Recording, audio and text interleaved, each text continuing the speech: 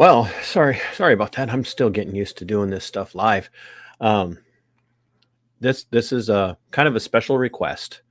But first, thanks for stopping by Minnesota Black Robe Regiment. As always, make sure you are subscribed down there, hitting the bell icon, so that you're getting notifications when I live stream or when I put out recorded content.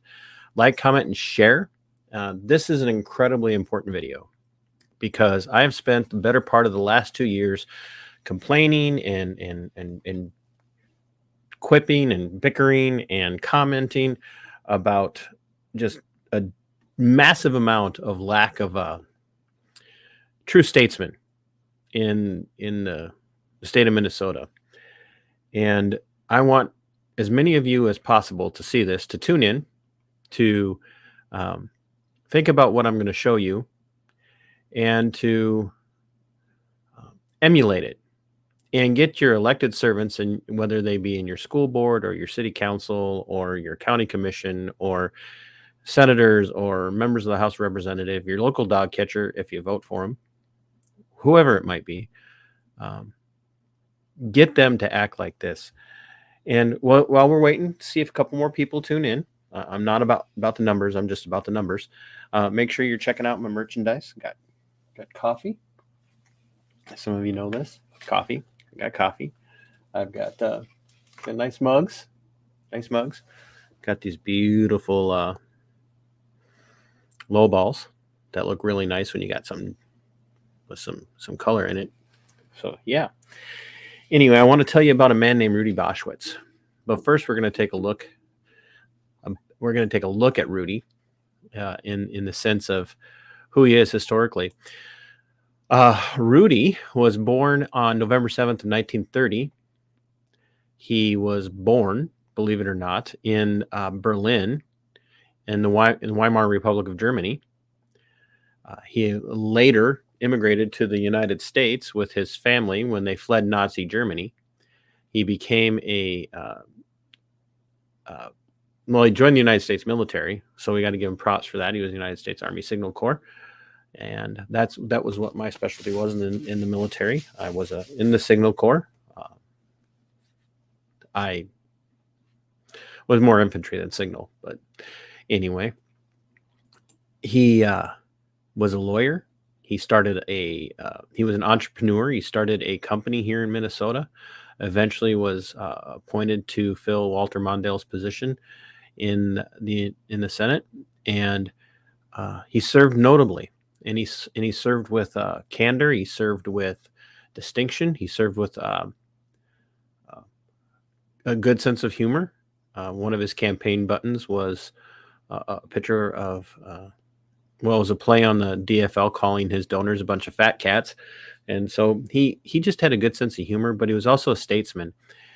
And I want you to focus for just a minute on the idea that Rudy was a survivor of Nazi Germany. It shouldn't be lost on you that he's Jewish. It shouldn't be lost on you that he fled Germany during the rise of the Nazis. It shouldn't be lost on you that he served with distinction, that he was an entrepreneur. All of that stuff is incredibly poignant and incredibly important to who Rudy was and is. And he is now an esteemed retired elder statesman. And he lives in the Wayzata area. And that's what we're going to take a look at. It seems the Wayzata school board has been getting a lot of pushback. Shock. Right? How many of you have watched my school board interactions just between Owatonna, Albert Lee, and hold on a second. What the? Building in St. Anthony and a dozen I don't know why that keeps happening. At the center of the. We're gonna get rid of that. All right. Sorry about that, guys. But you've seen my videos, Albert Lee, Owatonna, Rochester. You've seen the video from Dover Yoda, what the school boards are doing. Well, Wayzata and actually from Farmington as well. But what what Wyzetta is doing is now they're talking about completely eliminating the public comment section from the live stream or from the recorded video, and it's got the ire of the people. They're really paying attention, and they're really upset because they have things they want to talk to the school board about. School board doesn't want to hear from them. And I don't blame the school board for not wanting to hear from them, because the people are upset and the school boards don't want to respond. And so I'm going to play a clip. I'm going to play this clip of Rudy addressing the school board. And I want you guys to understand, this is how public servants speak. And this is how public servants, how statesmen respond to other public servants who are abusing their authority. This is the way we should expect statesmen to speak. And when we, the people, get mad, it's because statesmen no longer exist. They consider themselves leaders. And here you have a survivor of Nazi Germany, fled in exile from his home nation, for his place of birth, to avoid fascist authoritarianism. I want you to let that sink in about Rudy as he speaks. So let's... Oh, what do we see? Eliminating thumbs down and comments has always been about protecting bureaucrats and corporate controllers. Yep, absolutely. Thanks, Marby. So let's take a look here. Let's see what Rudy has to say to the school board in Wyzetta.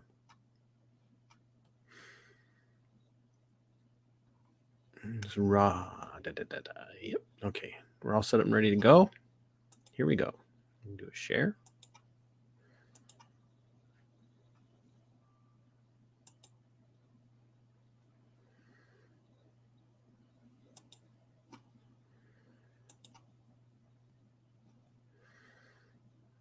All right, listen close, guys. Senator Boschwitz, you're up next.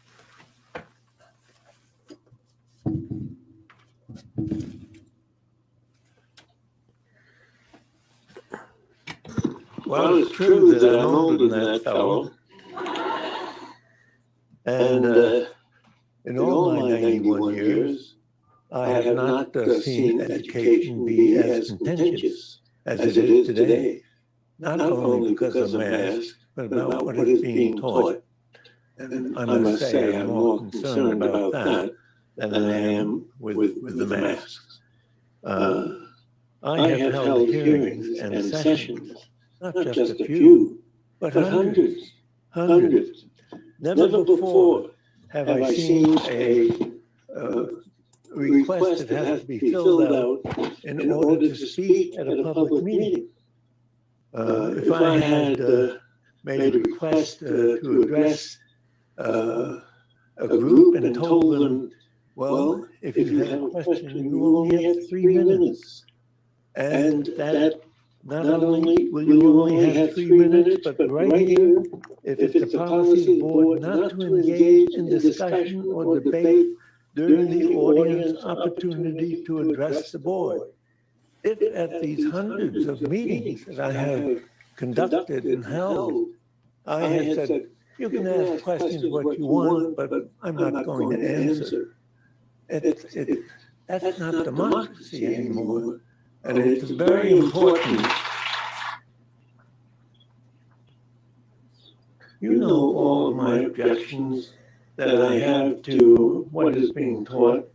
It's quite clear that with these forms and these rules, that you know that there is much controversy, but you don't welcome an environment where it can be discussed. And that is absolutely remarkable, that a school board says 3 minutes, but we're not going to answer your questions. If I had said, talk to my staff, don't talk to me, that just doesn't work. The idea of not answering, not being available, not commenting, it is remarkable. And I've never before addressed a public body, such as I have before me now, and said these kind of things, because I've never before experienced this kind of a thing in our democracy, and I shouldn't have to experience these ideas that everybody has a limit to how much they can talk, that you're not going to answer them, or you're answering them by email or having the staff. This is an important element.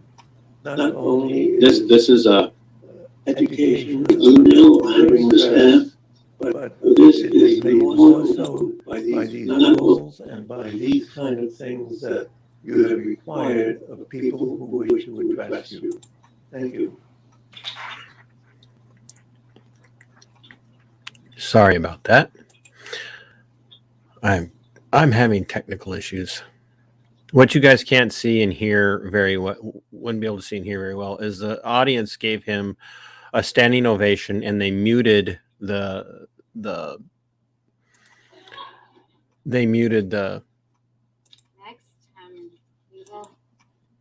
mics for every time there was clapping. They muted the mics. Sorry about the technical issues, but this is just incredibly. It was moving, and I wanted you guys to see this. A friend of mine sent it last night, and another friend said, "Hey, let's have you do a little bit of commentary on it." And so that's my commentary. You wouldn't have angry citizens showing up and expressing their ire. You wouldn't have angry citizens showing up and demanding to be heard. You wouldn't have angry citizens showing up and calling out school board members by name and superintendents by name if you guys would take a page from Senator Rudy Boschwitz. I was honored to meet Rudy several years ago. And to campaign at caucuses and conventions strongly for him. I'm sure there are things that Rudy and I would disagree on, but he's an elder statesman. And if every elected servant, if every person that holds an office, and I use that term office loosely, but if every one of the people that held an elected servant's position or an appointed servant's position had the moxie and the honesty and the integrity and the ethics that Senator Boschwitz has, there'd be a lot less angry people showing up at meetings demanding to be heard, because their concerns would be noted and addressed. So Jay, thanks for, or Keith, thanks for sharing this with me. Jay, thanks for asking for some commentary. I know you said something about 30 seconds, but you know me too well. I don't do 30 seconds. This touched me, because this is what I've been asking for the last 2 years. Was somebody to set, somebody who has the reputation that Senator Boschwitz has, to go out and set an example. No one has. We need more of him, and we need a lot less of the DFL. We need a lot less of the school boards that we have in this state and in this country. So, Senator Boschwitz, thank you.